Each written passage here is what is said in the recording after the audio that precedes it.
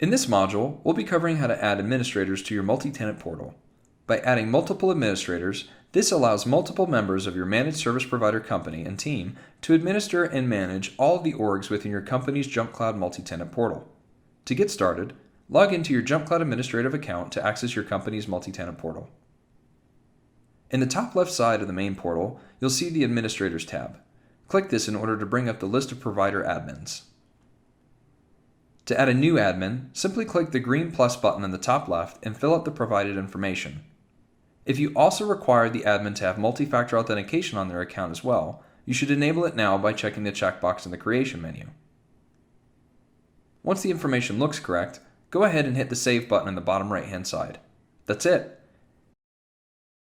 Check out JumpCloud's knowledge base articles and other tutorial modules for more information about JumpCloud's multi-tenant portal.